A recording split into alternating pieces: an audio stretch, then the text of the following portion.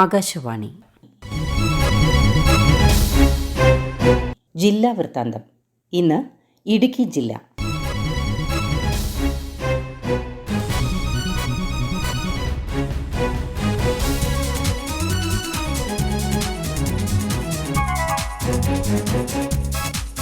ജില്ലാ വിശേഷങ്ങളുമായി ആകാശവാണി പ്രതിനിധി രതീഷ് കൃഷ്ണ.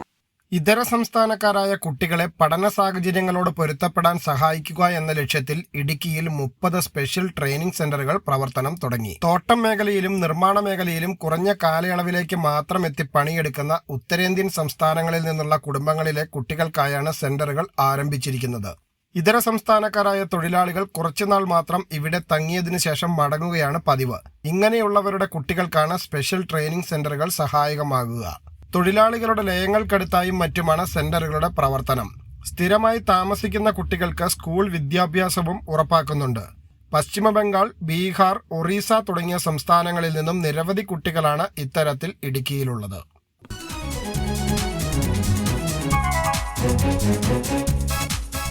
ഇടുക്കി അണക്കെട്ടിന്റെ ഭാഗമായ കുളമാവ് ജലാശയത്തിൽ നാവികസേനയുടെ പുതിയ പരീക്ഷണ കപ്പൽ പ്രവർത്തനം തുടങ്ങി. രാജ്യത്ത് ഇത്തരത്തിലുള്ള ആദ്യത്തെ കപ്പലാണിത്.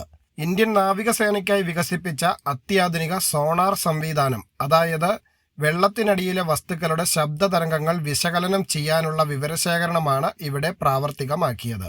നാവികസേനയുടെ കപ്പലുകൾ, അന്തർവാഹിനികൾ, ഹെലികോപ്റ്ററുകൾ എന്നിവയിലെ പുതിയ സോണാർ സംവിധാനത്തിന്റെ ഗവേഷണങ്ങൾക്കായാണ് കപ്പലിന്റെ നിർമ്മാണം.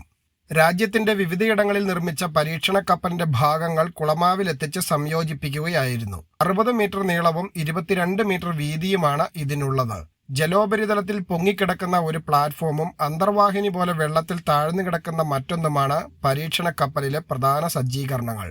100 മീറ്റർ ആഴത്തിൽ വരെ താഴ്ന്നു കിടക്കാൻ ഈ അന്തർവാഹിനി പ്ലാറ്റ്ഫോമിന് കഴിയും.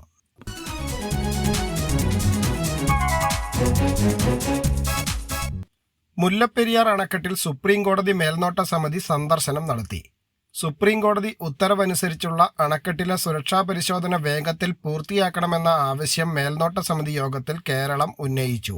വിദഗ്ധ സംഘം മുല്ലപ്പെരിയാർ അണക്കെട്ടിൽ 2011 അവസാനമായി വിദഗ്ധ പരിശോധന നടത്തിയത്. കേരളത്തിന്റെ ആവശ്യത്തെ തുടർന്ന് 5 വർഷത്തിനുള്ളിൽ വീണ്ടും സുരക്ഷാ പരിശോധന നടത്തണമെന്ന് 2018 സുപ്രീം കോടതി ഉത്തരവിട്ടിരുന്നു. എന്നാൽ തമിഴ്നാടിന്റെ എതിർപ്പ് മൂലം ഇതുവരെ സുരക്ഷാ പരിശോധന നടന്നിട്ടില്ല. ഇത് ഉടൻ തന്നെ നടപ്പിലാക്കണമെന്ന ആവശ്യമാണ് മേൽനോട്ട സമിതി യോഗത്തിൽ കേരളം ശക്തമായി ഉന്നയിച്ചത്. അണക്കെട്ടിൽ സ്ഥാപിച്ചിരിക്കുന്ന ഉപകരണങ്ങളുടെ കാര്യക്ഷമത, ഡാമിന്റെ ചലനം, മർദ്ദം മൂലമുള്ള വികാസം എന്നിവ പരിശോധിക്കണമെന്നതാണ് കേരളത്തിന്റെ ആവശ്യം. മേൽനോട്ട സമിതിയുടെ പരിശോധനാ റിപ്പോർട്ട് സുപ്രീം കോടതിയിൽ സമർപ്പിക്കും.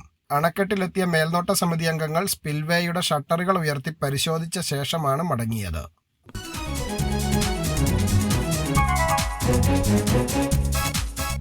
മഴ കനക്കും മുമ്പേ കൊക്കോ കായകൾക്ക് ചീയൽ രോഗം പിടിപെടുന്നത് കർഷകർക്ക് തിരിച്ചടിയാകുന്നു. റെക്കോർഡ് വിലയിൽ ഇടിവ് സംഭവിച്ചിട്ടുണ്ടെങ്കിലും മുൻകാലങ്ങളെ അപേക്ഷിച്ച് ഇപ്പോഴും കൊക്കോയ്ക്ക് മെച്ചപ്പെട്ട വില ലഭിക്കുന്നുണ്ട്. ഉൽപാദനക്കുറവിനൊപ്പം കായകൾ ചീയുന്നത് കർഷകർക്ക് തിരിച്ചടിയാവുകയാണ്. മെയ് മാസം ആദ്യം മുതൽ ആരംഭിച്ച മഴ തോരാതെ വന്നതാണ് പ്രതിസന്ധിയായത്. സാധാരണ വേനൽ മഴയ്ക്ക് ശേഷം വെയിൽ ലഭിക്കാറുണ്ടായിരുന്നു. എന്നാൽ ഇത്തവണ വെയിൽ ലഭിച്ചില്ല. ഇക്കാരണം കൊണ്ട് തന്നെ പല കർഷകർക്കും മഴയെത്തും മുമ്പേ കൊക്കോ മരങ്ങളിൽ മരുന്നടിക്കുന്നതിനും മറ്റു പരിപാലനത്തിനും സാവകാശം ലഭിച്ചില്ല. ഇത് കായകൾ വലിയ തോതിൽ ചീയുന്നതിന് ഇടവരുത്തിയിട്ടുണ്ട്. മഴ കനക്കുന്നതോടെ കായകൾ കൂടുതലായി ചീയൽ ബാധിച്ച് ഉൽപാദനം പൂർണ്ണമായി ഇല്ലാതാകുമോ എന്ന ആശങ്കയും കർഷകർ പങ്കുവയ്ക്കുന്നു.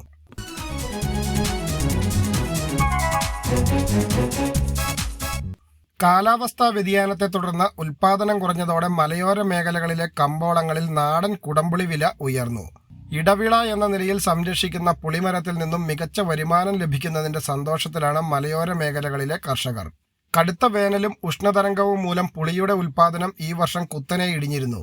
മുൻ വർഷങ്ങളിൽ 100 രൂപ ലഭിച്ചിരുന്ന നാടൻ കുടംപുളി ഇത്തവണ 150 മുതൽ 160 വരെ രൂപയ്ക്കാണ് വ്യാപാരികൾ ശേഖരിക്കുന്നത്.